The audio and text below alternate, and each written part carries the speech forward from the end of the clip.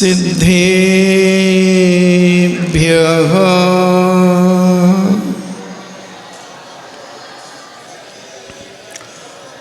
ॐ नमः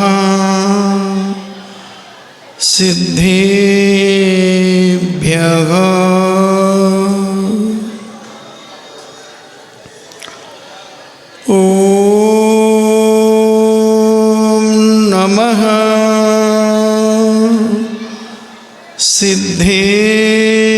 सिद्धेभ्यः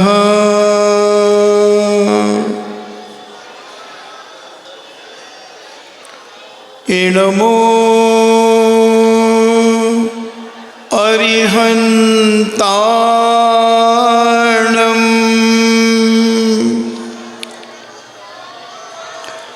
इनमो सिद्धाणम्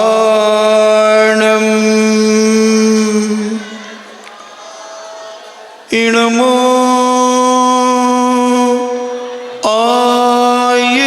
आयर्याणम् इनमो उबज्झायाणम्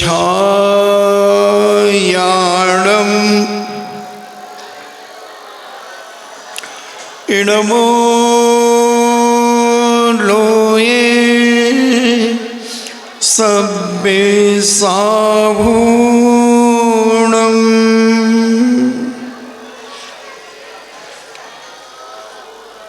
पंच परमेष्टि भगवान की अहिंसामयी वीतराग विश्व धर्म की देवादिदेव 1008 आदि ब्रह्मा आदिश्वर श्री आदिनाथ भगवान की देवादिदेव 1008 श्री अभिनंदन नाथ भगवान की देवादिदेव 1008 शासन नायक बाल ब्रह्मचारी भगवान महावीर स्वामी की परम पूजनी आचार्य श्रोमणि गुरुवर श्री कुंद कुंद महामुनिराज की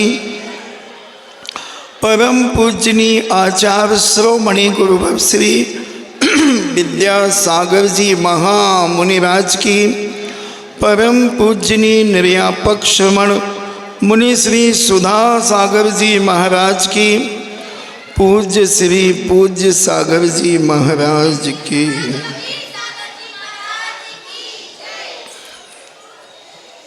चर्चा चल रही है कि हम तप की साधना कैसे करें। हमसे बड़े बड़े व्रत उपवास नहीं होते हैं। हम जंगलों में जाकर के तप नहीं कर सकते हैं। हम नदी के किनारे बैठकर तप नहीं कर सकते हैं। हम वृक्ष के नीचे बैठकर के ध्यान तप नहीं कर सकते हैं। तो जैनाचार्यों ने कहा कोई बात नहीं, तुम्हारे शरीर की हीनता के कारण, शरीर में शक्ति कम होने के कारण तुम कम से कम थोड़े थोड़े रूप में अपनी साधना करके अपने जीवन को पुण्यशाली बना सकते हो और कर्म की निर्जरा कर सकते हो। छोटे छोटे नियम में बहुत बड़ी शक्ति प्रदान करते हैं, बहुत बड़ी निर्जरा कराने में कारण होते हैं। हम सोचते हैं कि हमसे जब इतना बड़ा काम नहीं होता तो हम क्या करें, ऐसा लगता है। जब हम एक कार्य करने लगते हैं तो वो कार्य बहुत सरल हो जाता है।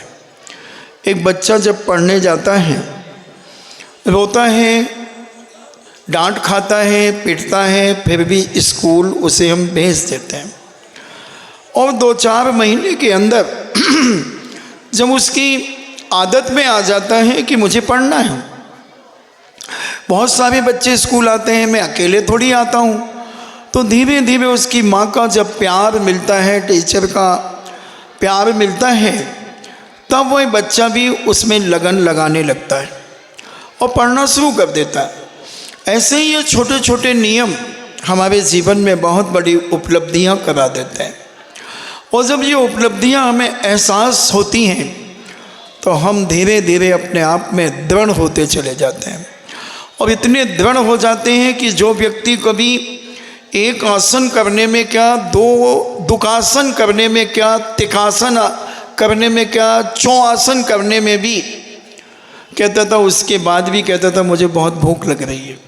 4 बार 5 बार खाने के बाद भी वो कहता था मुझे भूख लग रही है और खाना। रात को 12 बजे भी मांगता था। मगर जब वो संगति में आता है तो रात्रि का भी छोड़ देता है, 2 बार का भी छोड़ देता है, अष्टमी चतुर्दशी में एक आसन करने लगता है, और मौका लगता है तो शिविर में अगर आ जाता है तो वो उपवास भी करने लगता है। कहाँ से आती है ये शक्ति? कहीं बाहर से नहीं आती है। शक्ति हमारे अंदर विद्यमान है। जैसे अपन ने सुकमाल जी की चर्चा करी थी, कितने कोमल थे, कितने कोमल थे, जिन्हें मखमल का रेशा जिसे चुभता होगा वो कितना कोमल होगा। उसकी शरीर की काया कितनी, मुझे तो लगता पद्मनी भी वहाँ थोड़ी सी पीछे हो जाती हैं। कहते हैं पद्मती जब पानी पीती थी तो उनके गले से पानी जो नीचे जाता था वो दिखता था। उनका चमड़ी कितनी पतली होगी, कितनी सॉफ्ट होंगी, कितनी कोमल होगी, मगर शायद उन्हें भी मखमल का रेशा चुभता नहीं होगा। मगर हमारे सुकमाल के लिए मखमल का रेशा चुभता था। मगर जब उन्होंने मुनिवर की वाणी को सुना तो वो इतने अंदर से इतने कठोर हो गए कि जंगल में चले जा रहे हैं, कांटे पत्थर कांच लग रहा है, खून बह रहा है, फिर भी उनके चेहरे पर मुस्कान बनी हुई है, क्योंकि अंदर से एक शक्ति जागृत होती है। शक्ति कहीं बाहर से नहीं लाई जाती। एक शारीरिक शक्ति होती है, एक मानसिक शक्ति होती है, और एक आत्मा की शक्ति होती है। आत्मा की शक्ति जहाँ जागृत हो जाती है फिर वहाँ दुनिया की सारी शक्तियाँ फीकी पड़ जाती हैं। सुकमाल के अंदर आत्मा की शक्ति जाग गई। अंदर जो छुपी हुई शक्ति थी, जैसे कंडे की राख, देखने में राख दिखती है और फूंकने पर अंगारा दिखता है। कंडे के ऊपर राख चढ़ी हुई है और देखने में लगेगा कि राख का ढेर रखा हुआ है, और फूंक दो तो आग दिखने लगती है। ऐसे ही जब हम अपनी अंतरात्मा को फूंकते हैं, ऊपर के राग देश रूपी राख को जब हम उड़ा देते हैं, तब हमारी आत्मा की शक्ति प्रकट हो जाती है।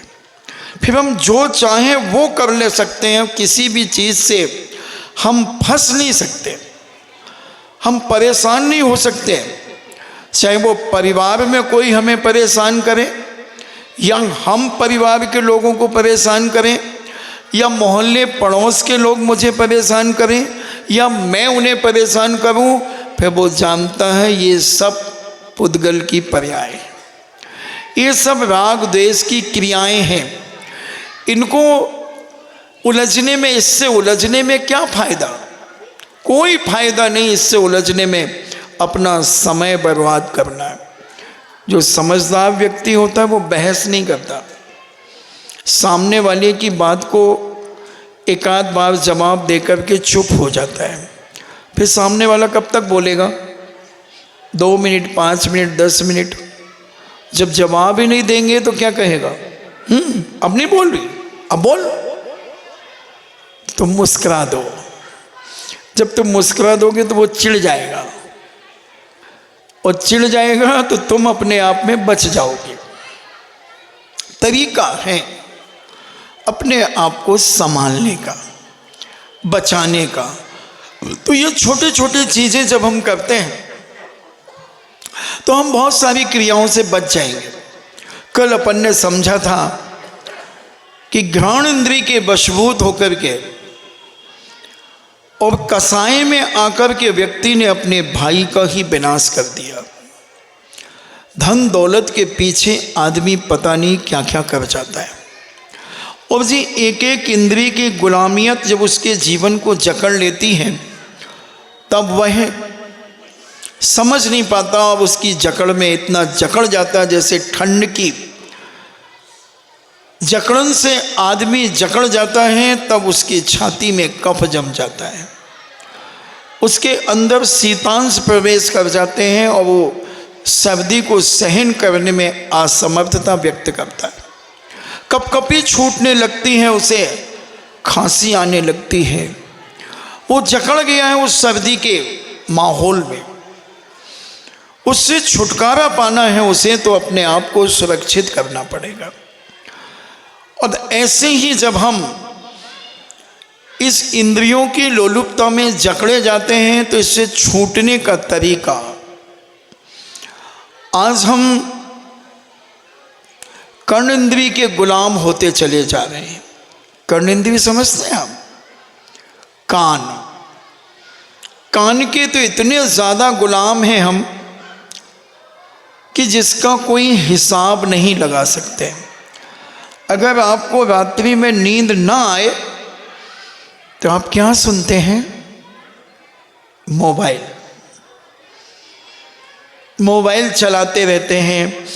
और हम आँखों के भी गुलाम हैं। हम मोबाइल में दो चीज़ें घटाएंगे, चक्षु इंद्रिय की गुलामियत और कर्ण इंद्रिय की गुलामियत।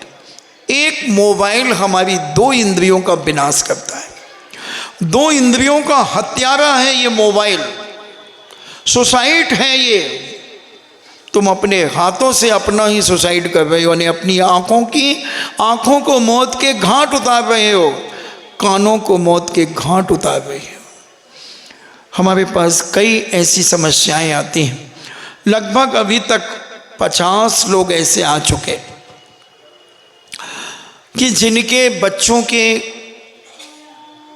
कान और मुख बंद हैं, यानी वो गूंगे और बहरे हैं। महाराज जी ये बच्चा बोलता भी नहीं है, सुनता भी नहीं है। हम एक नज़र उसकी माँ को देखते हैं, फिर पूछते हैं आप जब गर्भ में ये बच्चा था तो आपने बहुत ज़्यादा मोबाइल सुना है, ईयरफोन लगा करके आप दिन भर काम करती रहती थी? बोले हाँ महाराज जी। और जब ईयरफोन लगा करके तुम बात सुनती थी तब कोई काम के लिए जोर से भी चिल्लाना पड़ता था, क्योंकि तुम्हें बाहर का तो सुना ही नहीं पड़ रहा। तो तुम्हें किसी से कुछ कहना है तो तुम धीरे से थोड़ी कहते थे, चिल्लाओगी, क्योंकि तुम्हें सुना ही नहीं पड़ रहा, तुम्हें मालूम वो भी बह रहा है, तो तुम जोर से बोले हाँ महाराज जी ये भी किया है तुमने। इसी के कारण तुम्हारे बच्चे का गला और कान खराब हो गए। ऐसे 50 केस है। एक राजस्थान में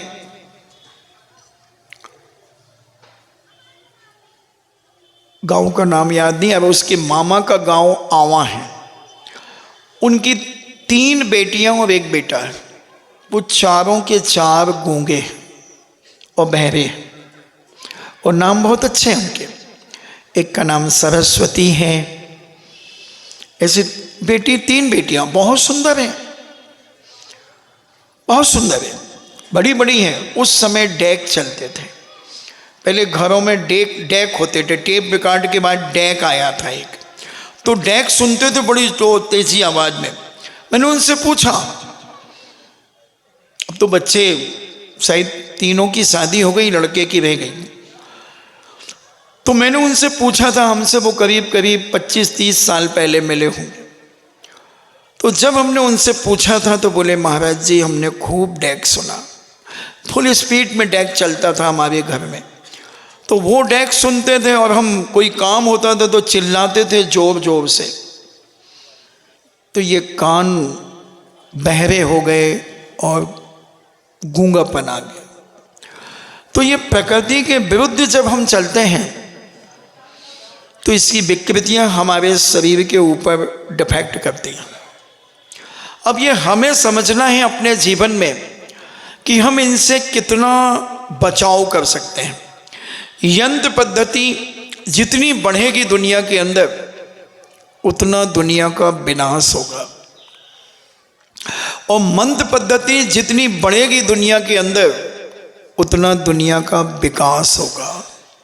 आज मंत्र के ऊपर ध्यान नहीं दिया जा रहा, आज यंत्र के ऊपर ध्यान दिया जा रहा है।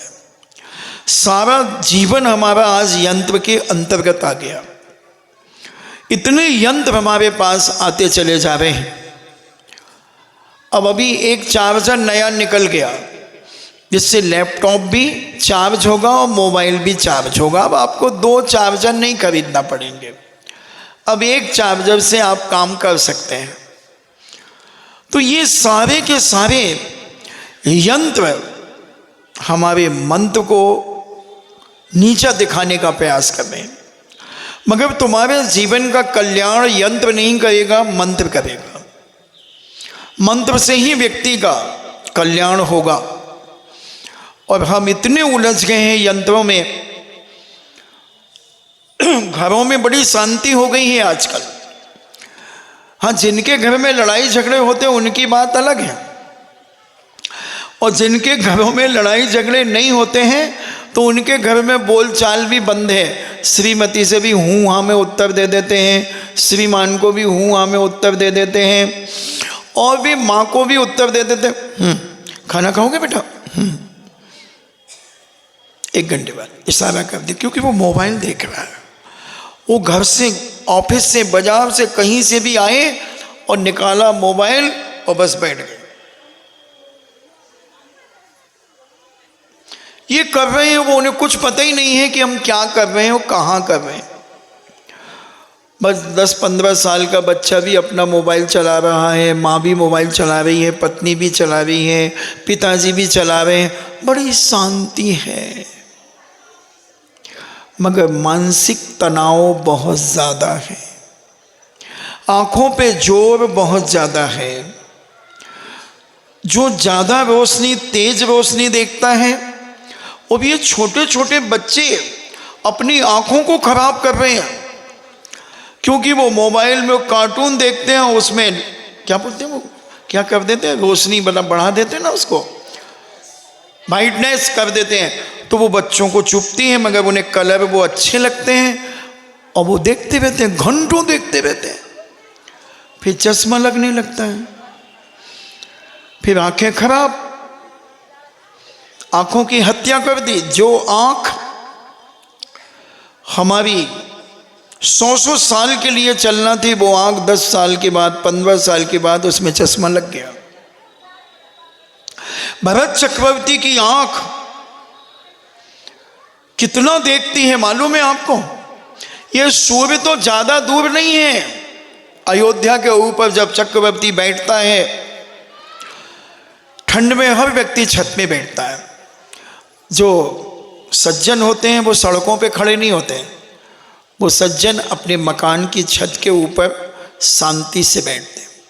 और जो जनरल लोग होते हैं वो कहीं भी खड़े हो करके पेपर पढ़ते रहते हैं, कहीं भी खड़े हैं, धूप सेंक रहे हैं।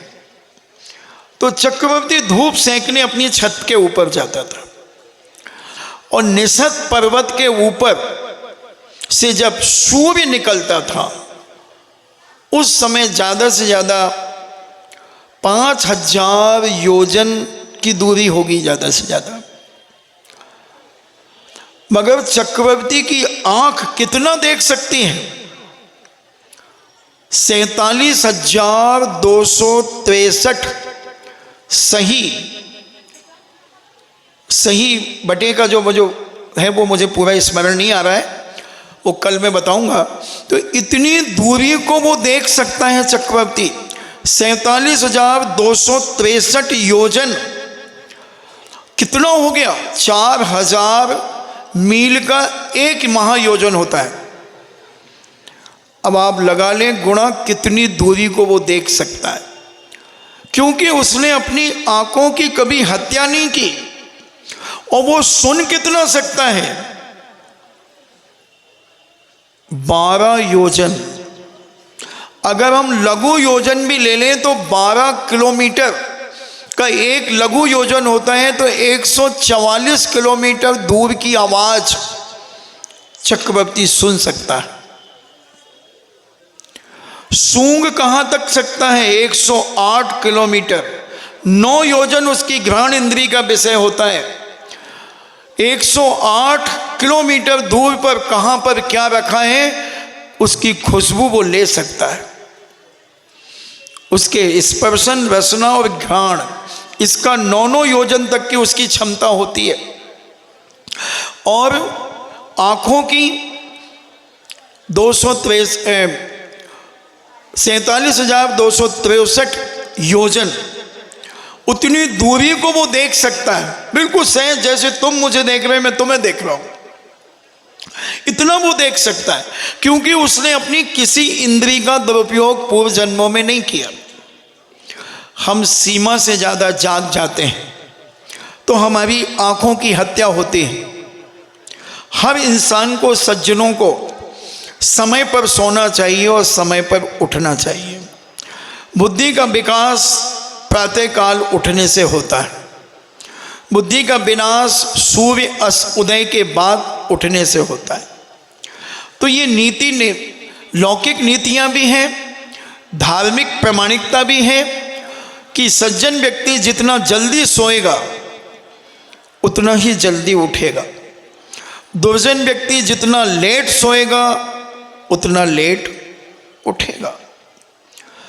कभी भी भरत चक्रवर्ती को सूर्य सोते हुए नहीं देख पाया, कभी नहीं देख पाया। और तुम्हें ऐसा कोई व्यक्ति है इतनी सभा के अंदर जो डंके की चोट पे कह सके कि मैं बीमार भी हूं तो भी मुझे सूर्य ने सोते हुए नहीं देखा? कभी मैं कह सकता हूं,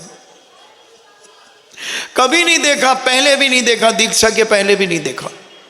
जब से मैंने होश संभाला, होश कब तक आ जाता है? 6-7 साल, 5 साल, 7 साल, कभी सूर्य ने मुझे सोते हुए नहीं देखा। और आज भी चैलेंज है सूर्य को कि वो मुझे जीवन के अंत तक कभी सोता हुआ नहीं देखेगा। हर व्यक्ति को एक सोने का समय बनाना चाहिए। कितना तुम अपनी आंखों से कितनी मेहनत कराना चाहते हो, कितना काम कराना चाहते हो? एक मजदूर 8 घंटे मेहनत करता है, 8 घंटे, और तुम इन आंखों से कितने घंटे मेहनत कराते हो? बताओ, कम से कम 15-16 घंटे तुम इन आंखों से काम लेते हो। ये इनकी हत्या है, हत्या है। कानों का उपयोग तुम कितना करते हो? ईयरफोन लगा करके घंटों ईयरफोन चलता रहता है। अब तो मॉर्निंग वॉक करने वाला व्यक्ति भी ईयरफोन लगाया हुआ है और हाथ में एक वो मग लिया हुआ है और कॉफी उसमें पीता चला जाता है। वो क्या बोलते हैं उसका, एक छोटा सा, अभी मैंने तत्वासूत में बांटे थे, हाँ वो थर्मस जैसे होता है, एक छोटा सा 300 मिलीलीटर का हमने बांटा था। तो ये क्या है ये जमाना? तुम रनिंग कर रहे हो तो ईयरफोन लगाए हो, तुम ड्राइविंग कर रहे हो तो ईयरफोन लगाए हो, तुम क्या कर रहे हो, खाना बना रहे हो तो ईयरफोन लगाए हो। आखिर तुम इन कानों की कितनी विनाश करोगे, कितना हत्या करोगे इसकी? कुछ कह रहे? कितने कानों का हम दुरुपयोग कर रहे हैं। और हम देखो, हम अपने कानों को बहुत सुरक्षित रखते हैं क्योंकि हमें जिनवाणी को बहुत सुनना है, बहुत पढ़ना है, बहुत जानना है। इसलिए हम अपने कानों की और आंखों की सुरक्षा करें। जितना हम इसे बचा सकें, अनावश्यक हम बातें सुने ही नहीं, अपने काम की बात सुने, बाकी फिर भी रहे, मगर जिससे हमारा कोई सर पैर नहीं है उसको सुनने में हमें बड़ी इच्छा होती है। थोड़ा सा कुछ किसी का विपरीतता का वातावरण हमें मालूम चले, फिर देखो हम कैसे खोद खोद करके पूछने का प्रयास करते हैं। तुम्हारा क्या लेना देना है तुम्हें? कोई सदुपयोग नहीं है तुम्हारा उससे, तुम क्यों राग देश कसायों में पढ़ कर के अपने जीवन को बर्बाद कर रहे हो। हमें तो कोई सुना दो तो हम कहते भैया फालतू समय नहीं है मेरे पास, चलो यहाँ से। नहीं महाराज जी, अबे मैं कह रहा हूँ ना उठो यहाँ से, मुझे ज़रूरत नहीं है सुनने की, मुझे सब मालूम है, क्योंकि मेरा एक आंख और एक कान सारी दुनिया में घूमता है। तुम जो चीज़ बता रहे हो वो मुझे पहले से मालूम है। दुनिया में पत्ता गिरता है और मुझे मालूम होता है कि वहाँ एक पत्ता गिर गया, पहले भी मुझे ऐसे ही होता था। कोई कहता था वहाँ झगड़ा हो गया, मैंने कहा हाँ मुझे मालूम है। तो क्यों हम अपने कानों को खराब करें, अपनी आँखों को खराब करें। इसलिए समय पर सोना चाहिए। Early to bed early to rise is the way to be healthy and wealthy and wise. ये हमने 6वीं में पढ़ी थी ये कविता। और भी है वो कॉक्स विंडो टू टेलस्ट वाइज, ऐसी कुछ है वो। तो वो क्या कहती है कविता, पोयम वो क्या कहती है कि जल्दी उठो जल्दी सो, हेल्थ और वेल्थ दोनों को अच्छी रखो। मगर हम रख नहीं पाते। हम अपनी सबसे ज़्यादा आज के युग में 2 चीज़ों की हत्या बहुत ज़्यादा हो रही है, कानों की हत्या और आँखों की हत्या घर घर में हो रही है। तुम केवल उसे ही मर्डर मत समझना कि किसी की हत्या कर दी संपूर्ण, वो तो 5 इंद्रियों की हत्या हो गई, 10 प्राणों की हत्या हो गई। मगर तुम जान जान करके आँखों की और कानों की हत्या कर रहे हो। जब से 1995 से ये मोबाइल आया है, 1995 से आए ना, हाँ बहुत आए, बाकी उसके पहले 90-92 में दिल्ली तरफ आया होगा। बाकी 1995 से लोगों ने हत्याएं करना अपने जीवन की शुरू कर दी। और जब से चश्मा बढ़ा है, चश्मे की मात्रा खूब तेजी से बढ़ी। मैंने चश्मे वालों से पूछा तो बोले महाराज जी 95-97 से चश्मे खूब बिकने लगे। और पुराने लोगों को मैंने देखा 90-90 साल के लोग हो गए, उन्हें चश्मा नहीं लगता। देखो डोकरिया को बिना चश्मा के देखो, ये भी कम से कम 70-75 की तो हो गई होगी, 82 की, कहीं तुम्हारी 82 लगती क्या जी, 80 की, 76। देखो हमने जो कहा था वही, तुम कहाँ चक्कर में पड़े। और बिना चश्मा के आती हैं डोकरी, देखो, क्योंकि उसने मोबाइल चलाया नहीं, उसको दे दिया खुड़खुड़िया दे दिया होगा 500 रुपये का, सो वो में आ जाता है, उसमें सुन लेती है कोई की बात। और एक बता दो कि जो दबाने करे सो बंद हो जाता। तो उसके कान भी अच्छे हैं और आंख भी अच्छी है। तो ये चश्मा, तो ये मोबाइल ने चश्मा इतना बिगाड़ा है, इतने चश्मे लगने लगे, 10-10 साल 8-8 साल के बच्चों को चश्मा। और उसमें तो एक डोरी डली रहती है कि कहीं गिर जाए तो वो लटक जाए। तो ये सारी हम अपने हाथों से, इस मर्डर का भी पाप लगेगा बंधुओं, आँखों की हत्या करने का पाप भी तुम्हें लगेगा और कानों की हत्या करने का भी पाप लगेगा।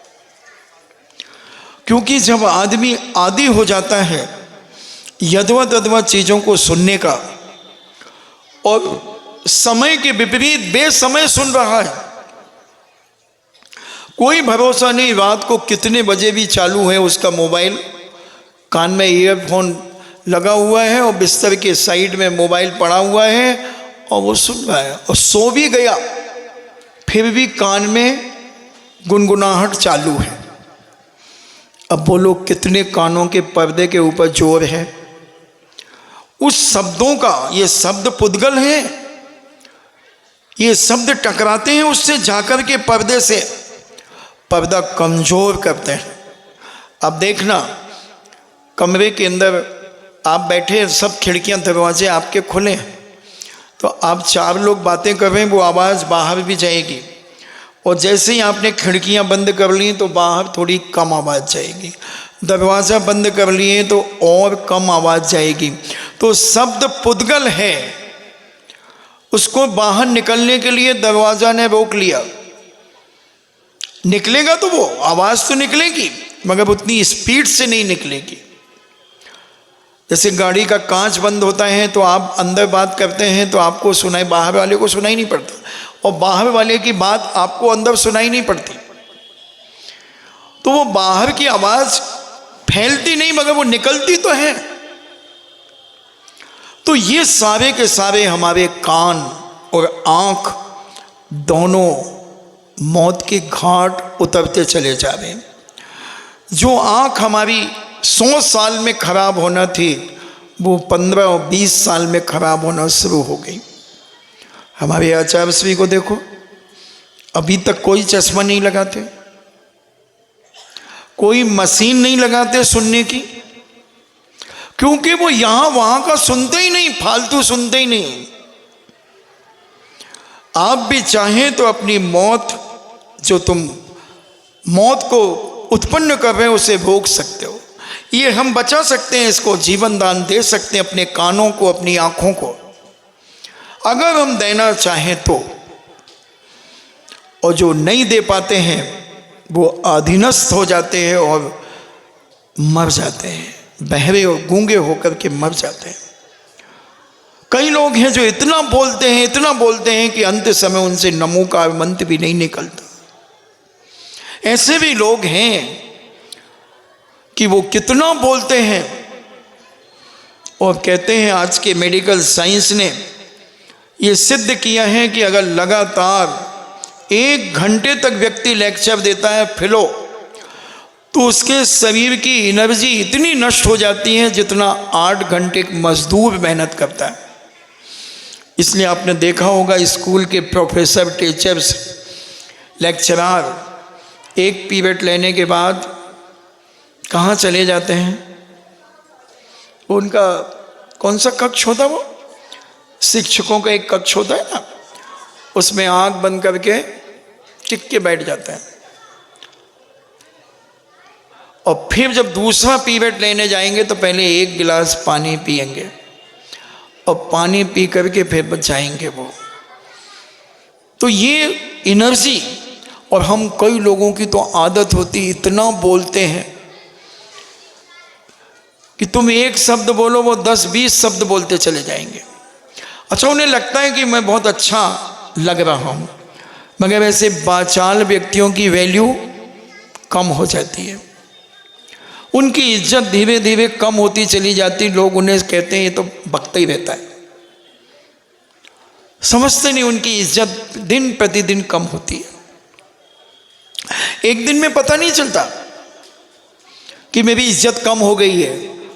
धीरे धीरे जब वो व्यक्ति, उसके आते ही लोग हंस देते हैं तो समझ लेना कि उस व्यक्ति का मजाक उड़ा दिया गया है, उसकी वैल्यू खत्म हो गई है। तो ये सारी की सारी चीज़ों से हम अपने जीवन का विनाश करते चले जा रहे हैं। तो हम अपने कानों को बचाएं, हम अपनी आँखों को बचाएं, हम अपनी वाणी को बचाएं। कहते हैं अंत समय बहुत सारे लोगों के ऐसा देखा गया कि उन्हें जब नमो का मंत्र की बात सुनाते हैं तो वो कहते हैं बंद करो, ये मुझे नहीं सुनना। नमो का मंत्र सुनना उन्हें पसंद नहीं आता। उन्हें धार्मिक चीज़ें पसंद नहीं आती, उनको यहाँ वहाँ की बातें पसंद आती।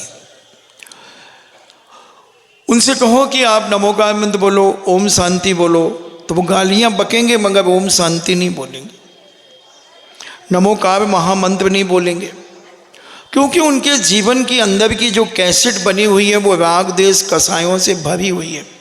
उनकी समाधि बिगड़ जाती है, बोल नहीं आता, गूंगे हो जाते हैं, गूंगे हो जाते हैं। तो हम अपने जीवन को, अभी कुछ नहीं बिगड़ा, अभी हम अपने आप को बहुत बचा सकते हैं।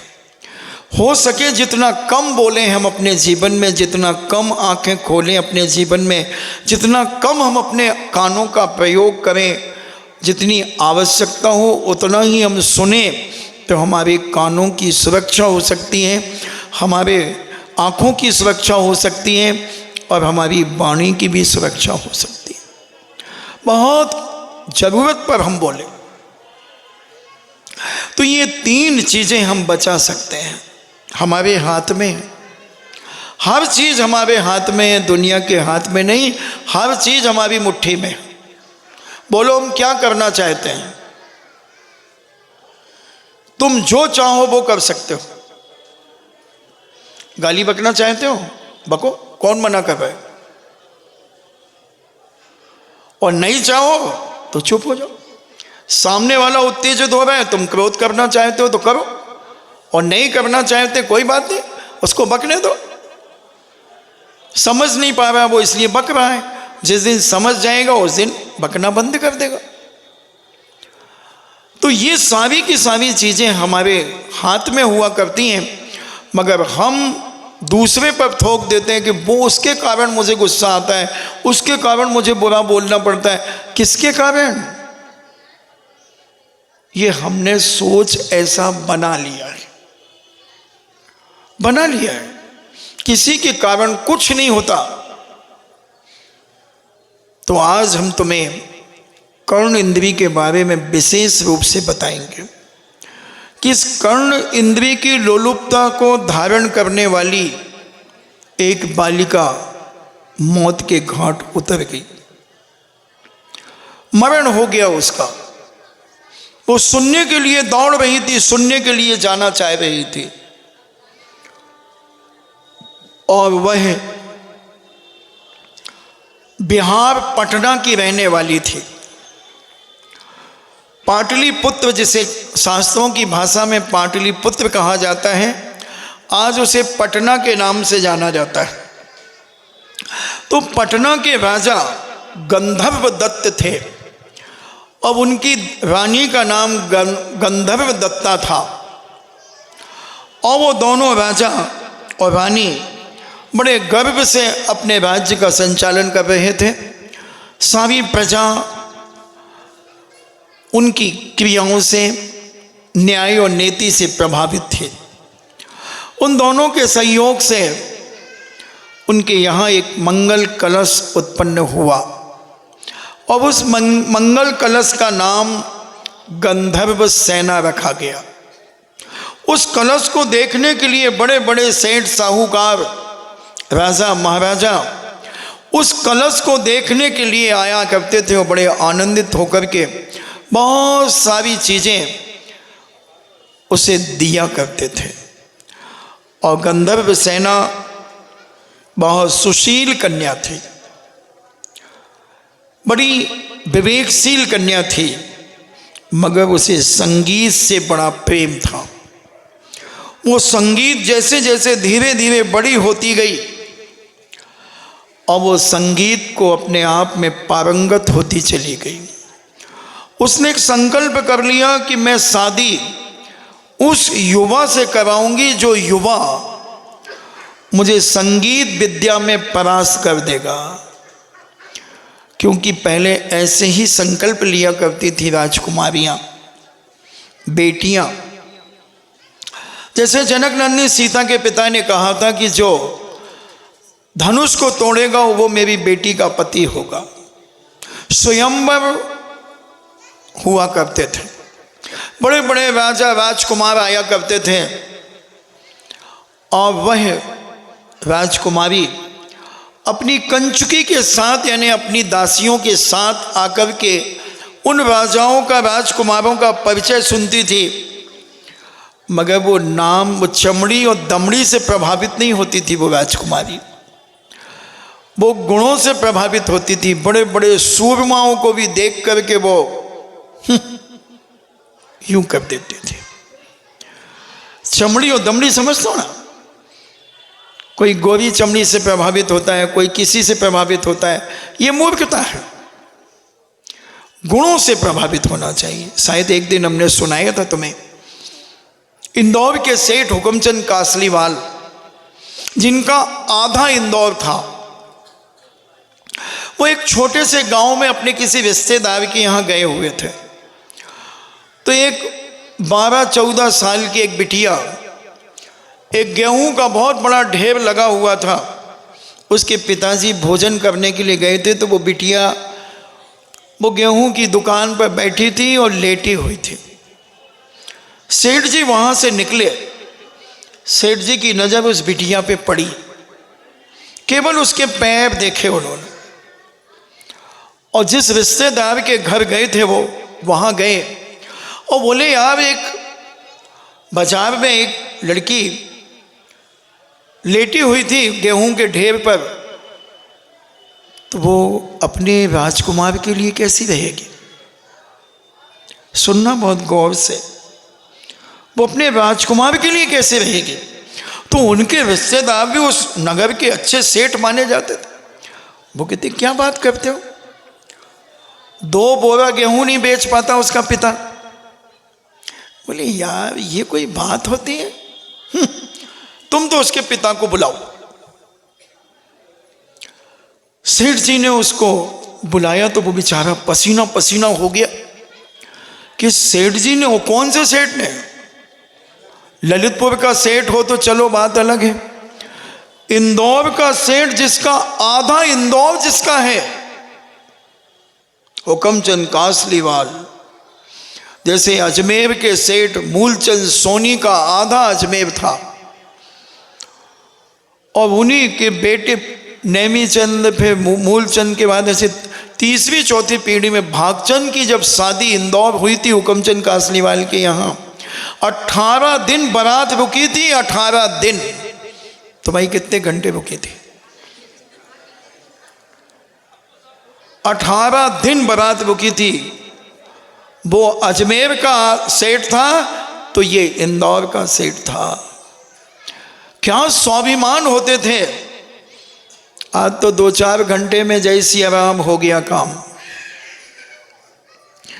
पता ही नहीं क्या जन्मासे होते थे, क्या एक दूसरे का मान सम्मान अपमान करते थे मजाकों में, कभी प्रसंग में सुनाऊंगा। तो अभी सेठ जी ने न चमड़ी देखी न दमड़ी देखी, गुण देखे उस कन्या के, उसके पैरों के लक्षण देखे उसके। और जब वो बिलाला व्यक्ति था, उनके गोत्र लिखते थे बिलाला, वो गए तो वो तो हाथ जोड़ कर के, और सेठ जी तो गद्दे के ऊपर बैठे, बढ़िया तखत के ऊपर गद्दे लगे हैं, मसान लगे हैं, और टिक कर के बैठे, पान का गुलीचा चल रहा है मुंह में। अरे आओ भाई आओ, तो वो तो बैठ गया नीचे। अरे क्या बात करते हो, उसका हाथ पकड़ करके अपनी गद्दी पे बिठा लिया सेठ जी ने। कौन से सेठ ने? इंदौर के हुक्मचंद कासलीवाल। 3-3 घंटे दिन में 3 बार स्वाध्याय होता था जिनके यहाँ पर, ऐसे विद्वान। और कहते हैं बिलाला जी, कुर्ते को फैलाकर तुम्हारी बेटी की भीख मांगता हूं मैं अपने बेटे के लिए। वो पसीना पसीना हो रहा, बोले सेठ जी। अरे बोले सेठ जी क्या सेठ जी, हाँ या ना, 2 दिन का समय देता हूं, आप विचार कर लो। वो लौट के गया, अपना गेहूं बोरे भरे भरे, 2 बोरे सिले और ठेला में धरो और घर आ गओ। श्रीमती से कहता है कि सेठ हुक्मचंद कासलीवाल अपनी, उसका प्रेम बाई नाम था उस बिटिया का, बोले प्रेम बाई की शादी के लिए हुक्मचंद कासलीवाल ने प्रस्ताव क्या अपने कुर्ते को फैला दिया मेरे सामने। तो श्रीमती कहती पागल हो गए होगा, कहा दे हो तुम उनके लाने, कहा धरो तुम्हारे पास, उनके बारातियों को पानी न पिया पाओ। क्योंकि वही तो हम सोच रहे, अब उनने उपत के मांगी है, अब क्या करने लगे बताओ, और 2 दिन को समय दो।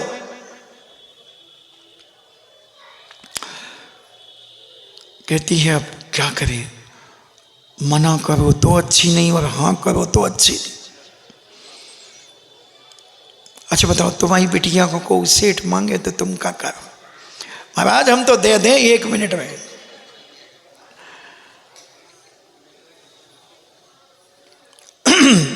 और सेठ जी ने 2 दिन वहीं रुक गए सेठ जी। 2 दिन के बाद फिर कहा भैया क्या बात है? उन्होंने कहा सेठ जी हम तो बहुत छोटे से आदमी हैं। अरे यार बोले वो चिंता मत करो, छोटे बड़े क्या होते हैं, इंसान तो इंसान होता है, तुम तो हाँ या ना करो। बोले जैसी आपकी इच्छा। मुनीम जी, प्रेम जी के नाम से 1000 गांठ कपड़े की खरीद लो। 21 रुपए की उस समय एक गांठ कपड़ा आता था, और 1000 गांठें खरीद ली गई। मुनीम जी ने बुक कर ली, और 2-3 महीने के बाद क्या हुआ, उस समय तो कुछ दंदपंद होते ही रहते थे ब्रिटिश सरकार के समय, तो रेट बढ़ गया। वो 58 रुपए की गांठ बिकी एक, 58 रुपीज़, और 21 की खरीदी गई। कितने हो गए? 1000 गांठ के कितना फायदा हो गया? 27,000 37,000 रुपये प्रेम बाई को भेज दिए गए। बोले ये व्यापार में तुम्हारी बिटिया ने कमाया है। उस समय ब्रिटिश सरकार के समय की बात, 37,000। आज का बनिया तो 37 रुपया ना भेजे। और कहा कि अब करो धूमधाम से शादी, कुछ नहीं करना, हमारे बारातियों को एक एक अंजुली भर के सुपारी दे देना। वो गोल सुपारी आती थी ना, पाउडर वाली, बड़ी वाली, बोले वो देना हमारे बारातियों को, और बस आओ भगत कर देना, और कुछ नहीं चाहिए हमें, बस हमें तो बिटिया चाहिए, हमें चमड़ी और दमड़ी से कोई मतलब नहीं, ये तो आज है कल का कोई भरोसा नहीं। गुण देखते थे, गुण लक्षण देखते थे। और सेठ जी ने अपने बेटे राजकुमार की शादी प्रेम बाई से कर दी थी। तो ऐसा विवेक अगर आज समाज में जागृत हो जाए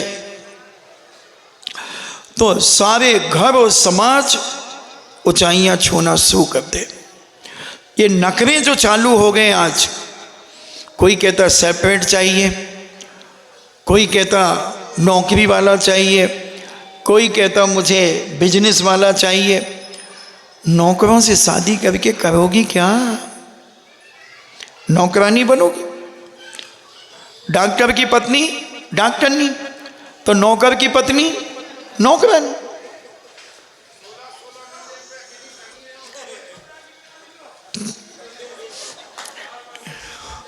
हाँ वो हमें पता है सब। दादा दादा का कह रहा हो, मूछ वाला दादा क्या कह रहा है कि 16-16 मंजिल पर अकेली टंगी नहीं होते। वो नौकर तो चलोगा, नौकरी कर रहे, सो बेखुदा ही ढूंढ ले, एक आध नौकरी पे ढूंढ ले, सो घर में लगो वे तालो, सो कोई भड़िया आके ले जाए। इसलिए जाने माने परिवार से होना चाहिए, परिचित व्यक्ति से होना चाहिए। एक राजस्थान में खांदू कॉलोनी है, और वो पूरा बांसवाड़ा, उधर वहीं होती है, वहीं शादियां होती हैं, क्योंकि बचपन से देख रहे हैं, उसके माता पिता उसे देख रहे हैं, उसके माता पिता उसे देख रहे हैं, तो कभी कोई दुर्घटना नहीं होती, किसी प्रकार की कोई परेशानी नहीं होती, न तलाक की नौबत आती है और न लड़ाई झगड़े की नौबत आती है, न कुछ होता है। बहुत अच्छे से, इतना प्यारा समाज है वो। हम तो चातुर्मास करके आए हैं वहाँ पर, बहुत अच्छा। तो ये सब चीज़ें आज हम भूलते चले। तो अपन कर्ण इंद्रिय के विषय की बात कर रहे थे। गंधर्व सेना संगीत विद्या में बड़ी पारंगत थी, तो उसने संकल्प कर लिया, अपन स्वयंवर से चले गए थे, तुम्हारी शादी करवाने चले गए थे हम। तो स्वयंवर मंडप उसने घोषणा कर दी कि जो मुझे संगीत में पारंगत होगा, जो मुझे परास्त करेगा, मैं उसको अपना जीवन साथी बनाऊंगी। और बड़े संगीत में तल्लीन रहती थी वो। बहुत सारे राजकुमार आए अपनी अपनी वाद्य कला का परिचय देने के लिए, मगर वो तो एक नज़र देखती, बोलती ये क्या मुझसे संगीत से मुझे पराजित करेगा। 2 प्रश्न पूछती संगीत के बारे में, वो नहीं बता पाता, उस राजकुमार को हटा देती। बरसों निकल गए, बड़े बड़े क्षत्रिय राजकुमार, सेठ साहूकार के पुत्र बड़े बड़े आते रहे। मगर कोई भी उसे परास्त नहीं कर सका, सब निराश होकर के लौट गए। एक पांचाल नाम का एक बहुत बड़ा संगीतकार था, जिसके 500 शिष्य थे। वो गान शास्त्र का बहुत अच्छा अभ्यासी था। उसकी इच्छा एक बार गंधर्व सेना को देखने की हुई कि ऐसी कौन सी संगीत कला में पारंगत है, ऐसी कौन सी कन्या है जो बड़े बड़े संगीतकारों को भी छोड़ देती है और उससे कोई मुकाबला करने में शर्मिंदा होता है। वह पांचाल उस गंधर्व सेना को देखने की जब उसकी इच्छा हुई तो वह अपने 500 शिष्यों के साथ पटना की ओर रवाना हो गया। और पटना से रवाना होते होते कई पड़ाव डालता हुआ, क्योंकि पहले जैसे तुम्हारी ये तूफान, कौन कौन सी गाड़ियाँ चलती है ना, ये बसें मसें कुछ नहीं चलती थी। पहले तो बैलगाड़ियाँ चलती थी, पैदल चलते थे। तो वो सारे अपने बीणा आदि आदि जो गिटार पिटार वो सब ले करके और पैदल चले आ रहे थे। और वह जब पांचाल चलते चलते थक गया, उसके नगर में आ गया पटना में, तो एक बगीचे में सारे 500 शिष्य और पांचाल वहाँ रुक गया। और थका था तो एक पेड़ के नीचे वो सो गया और अपने शिष्यों से कहा कि ध्यान रखना, मुझे लगता है कि गंधर्व सेना को पता चल गया है मेरे आने का, तो वो जरूर मुझसे मिलने आएगी, मुझे देखने आएगी। तो तुम लोग जैसे वो आए तो तुम मुझे जगा देना। मगर बच्चे तो थे ही वो सारे शिष्य, तो वो तो सब बगीचा घूमने चले गए, गार्डन घूमने चले गए, झूला झूलने चले गए। और वो बेचारा वहाँ लेटा रहा। और जब आदमी लेट जाता है तो उसे होश नहीं रहता कि मैं क्या हूँ। मुंह से लाला रस टपक रहा है, घर्राटे भर रहा है, उल्टा सीधा पड़ा हुआ है, कपड़े अस्त व्यस्त हो चुके हैं। और जब वो वृक्ष के नीचे ठंडी ठंडी हवा में सो गया और उधर सो गया, गंधर्व सेना को जब पांचाल के आने की पता चली अपने पहरेदारों से कि बगीचे में एक बहुत बड़ा संगीतकार आया है जो 500 शिष्यों को लेकर के आया है, वो सब शिष्य उसके जवान हैं और संगीत में वो भी पारंगत हैं। गंधर्व सेना कहती है कि चलो उसके स्वागत के लिए चलते हैं, उसके सम्मान और बहुमान से उसे हम अपने नगर में लेकर के आएंगे। और वो पुष्प आदि, मालाएं आदि लेकर के, कुमकुम आदि लेकर के, चंदन आदि लेकर के वहाँ पहुँचती हैं।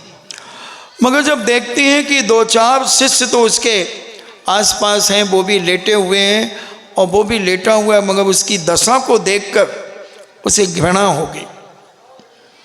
गंधर्व सेना को कितना गंदा है, ऐसे जोर जोर से घर्राटे भर रहा है और ये लार बह रही है, मुंह खुला हुआ है, मक्खियां बैठी हुई हैं। तब वह उसी वृक्ष के पास वो चंदन आदि सब छोड़ करके और वापिस आ गई वहां से। और जब वापिस चली आई, थोड़ी देर के बाद जब वह उठा तो उसने अपने शिष्यों से पूछा कि यहाँ कोई स्त्री आई थी क्या? तो बोले हाँ गुरुजी आई थी, देखो ये फूल वूल और ये सब चढ़ा करके वो पेड़ के पास चली गई।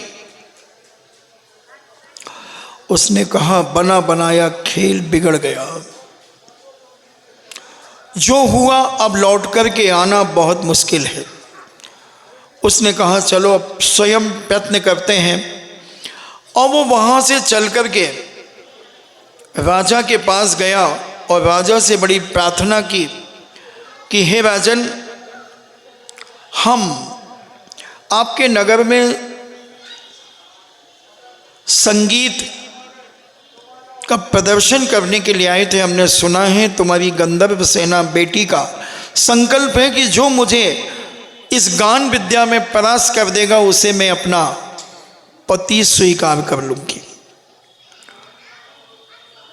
वो मेरे पास आई थी, मगर मैं उस समय शयन कर रहा था। तो कृपया कर मुझे अपने राज्य में कुछ दिनों के लिए विश्राम करने की जगह प्रदान करें। तो राजा ने कहा ठीक है।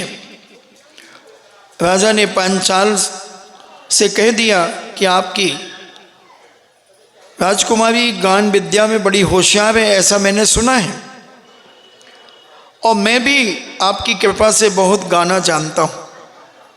इसलिए मेरी इच्छा है कि राजकुमारी का गाना सुनकर यह बात देखने की है कि इस विषय में उसकी कैसी गति है। यही कारण था कि राजा ने कुमारी के महल के समीप ही उस पांचाल के लिए जगह दे दी कि तुम बाजू वाले महल में रुक जाओ, जहाँ गंधर्व सेना जिस महल में रहती है उसी के बाजू में तुम रुक जाओ। और समीप में ही रहने लगा। एक दिन पांचाल अर्धरात्रि में अपना वीणा लेकर के बजाने लगा। वीणा लेकर के बजाने लगा और बड़े मधुर स्वर में वह संगीत के साथ मधुर गान करने लगा। उसकी आवाज़ सुनकर के, अर्धरात्रि में वैसे ही शांति होती है, उस संगीत और गान की आवाज़ सुनकर रात्रि में आकाश को भेदती हुई, यानी पूरी दिशाओं में वो गूंजती हुई आवाज़ गंधर्व सेना के कान में पड़ी। और गंधर्व सेना उस संगीत को सुनकर के, जब वो आवाज़ बार बार उसके कानों में टकराई, गंधर्व इस समय नींद में थी, बहुत गहरी नींद में सो रही थी, मगर उस संगीत की आवाज़ को सुनकर वो मनोमुग्ध हो गई, यानी मंत्र मुग्ध हो गई, और वह सहसा चौंक गई और उठ करके बैठ गई। एकदम बैठ गई उठ करके। जब बैठ गई तो न केवल बैठ उठने से ही उसे संतोष हुआ, वह देखने लगी ये आवाज़ कहाँ से आ रही है। और जिस तरफ से आवाज़ आ रही थी, उस समय, उस अवस्था में ही, नींद की अवस्था में वो दौड़ते हुई भागी जहाँ से आवाज़ आ रही थी, और उसका पाँव फिसल गया और धड़ाम से गिरी और राम नाम सत्य हो गया, मरण को प्राप्त हो गई। धड़ाम से आकर जमीन पर गिर पड़ी और देखते ही देखते हुए मरण को प्राप्त हो गई। बंधुओं, विषयासक्त सोचे संसार से हाथ धोना पड़ा। शांति से भी सुन सकती थी।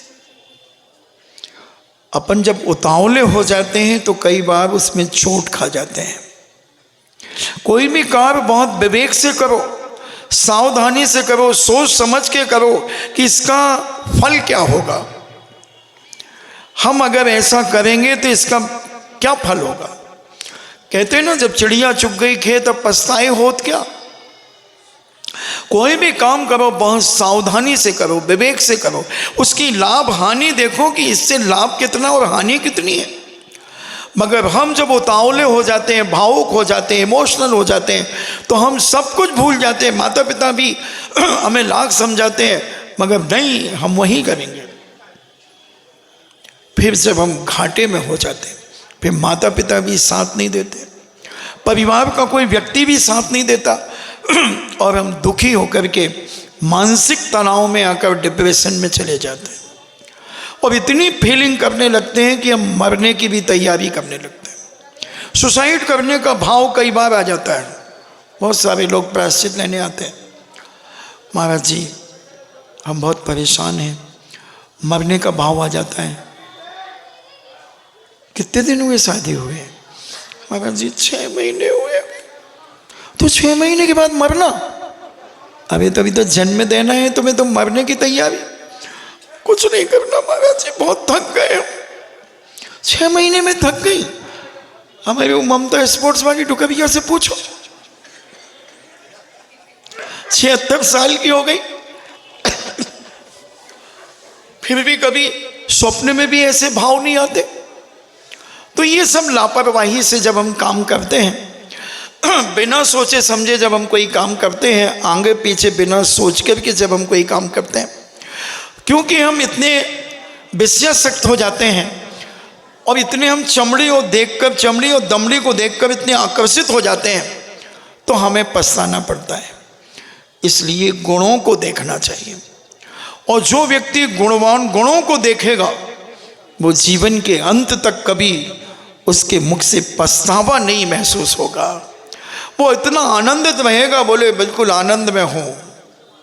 आनंद में वो परेशानी अगर होगी भी तो उसे वो परेशानी नहीं समझेगा, वो सोचेगा ये तो मेरे कर्म का उदय है, पूर्व जन्म में मैंने किसी को परेशान किया होगा, इसलिए आज मैं परेशान हो रहा हूं। चलता है, डोंट वरी, बी हैप्पी, और मस्त रह करके अपना जीवन निकालता चला जाएगा।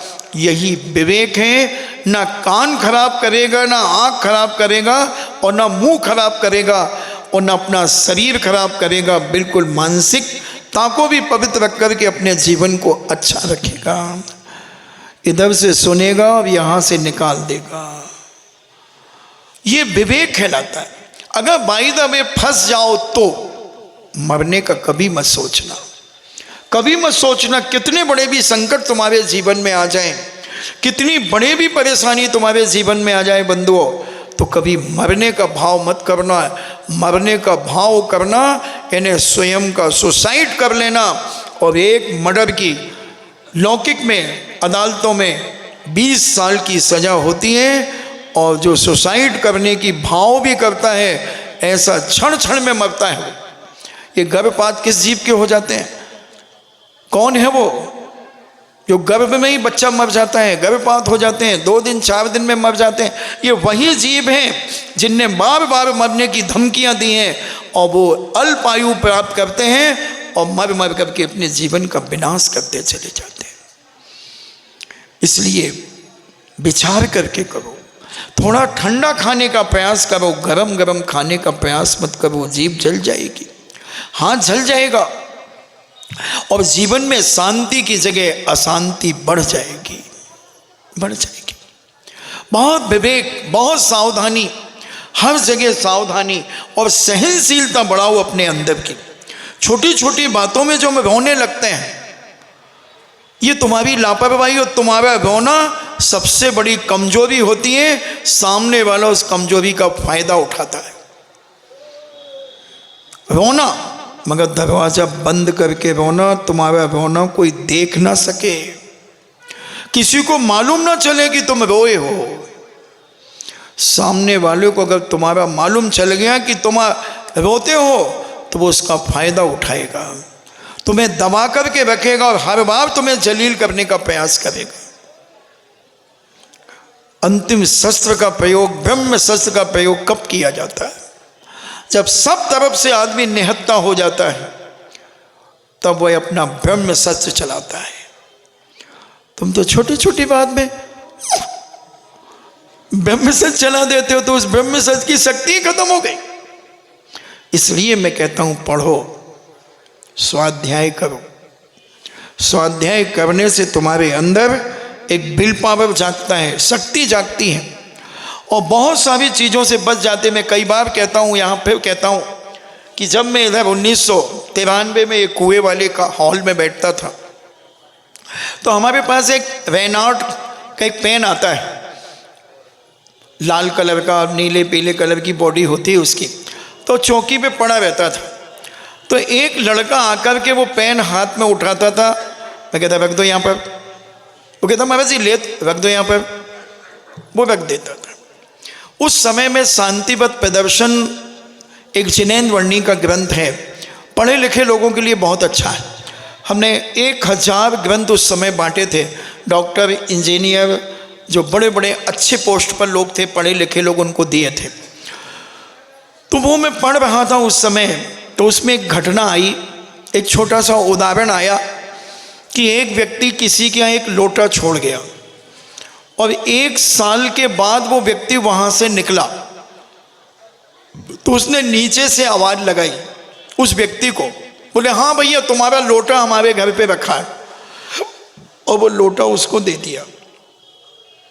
मैंने सोचा अब वो लड़का आएगा तो मैं पेन उसे दे दूंगा, क्योंकि ये पेन मेरा नहीं है, समाज ने दिया है और वो लड़का भी समाज का है, तो मैं दे दूंगा। तो मैंने हाथ में उठा लिया और वो रोज आता था, टाइम फिक्स था, मैं सामयिक से उठा और वो कमरे के अंदर आया और पेन उठाया। उसके पहले मैंने पेन उठा लिया। मेरा इंटेंशन क्या था कि ये पेन उसको दूंगा, मगर वो क्या कहता है, महाराज जी हम लेते थोड़ी जो आपने पेन हाथ में ले लिया। मैंने कहा भैया मैंने तेरे को देने के लिए ये पेन हाथ में लिया, ले लो ये तुम। बोले नहीं नहीं महाराज जी हम तो मजाक कर रहे थे। हमने कहा ये पेन मेरी ज़िंदगी बर्बाद कर देगा, ये 2-3 रुपए का पेन मेरी लाइफ खराब कर देगा, तुम ले लो इसे। बोले नहीं महाराज जी हम मजाक कर रहे थे, आपको बुरा लगा। नहीं नहीं मैंने बुरा नहीं लगा, अगर तुम नहीं लोगे तो मुझे बुरा लगेगा, तुम इसे ले लो। अगर वो पेन उठाता हूँ मैं चिड़चिड़ा रहता और 15 दिन निकल जाते तो मेरा गुणस्थान गिर जाता, मैं 4थे गुणस्थान में आ जाता, और 6 महीने निकल जाते तो मैं पहले गुणस्थान में आ जाता। मैं बना रहता ऊपर से छुल्लक, एक सड़े से पेन में इतनी औकात कि मेरे गुणस्थान को गिरा दे। इसलिए पढ़ने की बहुत बड़ी कला होती है। पढ़ने से हम अपने आप को बहुत अच्छे ढंग से बचा सकते हैं, अपने आप का कवच बनाकर के हम अपनी जिंदगी को सुरक्षित कर सकते हैं। स्वाध्याय हमारे जीवन में बहुत आवश्यक है, परम तप है। इसलिए आप पढ़ें, आपका समय हुआ, हम समझें, प्रयास करें। इसलिए हम इतनी प्रतियोगिताएं इसलिए तो कराते हैं कि कम से कम तुम्हारा कैसे तो मन लगे, तुम्हें थोड़ा बहुत ज्ञान तो हो। 5 मिनट की बात है बस, बोला हुआ तो 9 बजे से है, 2-5 मिनट की बात है, अभी समाप्त कर रहा हूं बस। तो मैं इसलिए प्रतियोगिता कराता हूं कि तुम्हें किसी बहाने कुछ ज्ञान तो हो जाए। अब जो लोग तत्वावसूत का नाम नहीं जानते तो उन्होंने तत्वावसूत लिखा, उनके घर में गरिमापूर्ण वो ग्रंथ रखा है। जो शांति सागर जी महाराज के बारे में नहीं जानते तो उन्हें शांति सागर जी के बारे में पता चला। बहुत सारी मुद्राएं जो आपकी बीमारी में सहयोग देती हैं निवारण में, वो मुद्राओं का तुम्हें पता चला। एक छोटी सी पुस्तक की परीक्षा ली और उस पुस्तक से तुमने कितना ज्ञान प्राप्त किया। शिखर जी की वंदना जो दो नहीं कर पाते थे वो 5-5 वंदना करके आ गए, उस ये प्राणवायु मुद्रा बना करके। सर्दी जुकाम नजला जिनको होता था वो लिंग मुद्रा बना करके आधा-पौन घंटे बैठ गए, 90% उनकी सर्दी जुकाम खत्म हो गई। आज भी बहुत सारे लोग मांगते हैं, ये लोग देते हैं पुस्तक को। तो ऐसे ही हमने एक फिर अंतिम सोचा, तो एक सुधा का सागर पुस्तक के ऊपर एक फिर प्रश्नोत्तरी लेखन प्रतियोगिता रखी गई, जो 22 तारीख को जिसका पेपर होगा। सभी को देना चाहिए। महाराज के जन्म से लेकर के और मुनि दीक्षा तक के सब उसमें पूरा वर्णन है, आपको पता चलेगा। ये भी एक प्रथमानी योग के ग्रंथ से कम नहीं है बंधुओं। ये चरित्र है एक महामुनि का। आचार्य के बारे में भी विद्याधर से विद्यासागर और भी बहुत पुस्तकें निकली, तो ये पढ़ना चाहिए। इससे अपनी मनोभावनाएं बहुत पवित्र होती हैं, अंदर की कुंठितता हमारी खत्म होती है और विशालता हमारे अंदर आती है। तो उसका पेपर 22 तारीख को है, आप याद रखें। और जिनका भी तत्वावसूत अभी भी बाकी है वो लिख करके अभी पूरा करके मुझे जमा कर दें। अभी जमा होती जा रही है, मेरे पास बहुत सारी कॉपियाँ आ चुकी हैं। 15 तारीख तक आपको अभी हमने समय दिया है, आप जमा कर दें। जिनकी अधूरी हैं इन्हीं मंगल भावना के साथ जिनवाणी स्तुति। जिनवाणी के ज्ञान से सूझे लोकालोक, सोबाणी मस्तके धरूं सदा देते हूँ धोख। हे जिनवाणी भारती तो है जपो दिन रैन, जो तेरो सरना गहे सो पावे सुख चैन। देव भजो अरिहंत को गुरु सेवा निर्ग्रंथ, दया धर्म पालो सदा यही मोक्ष का पंथ। नमो का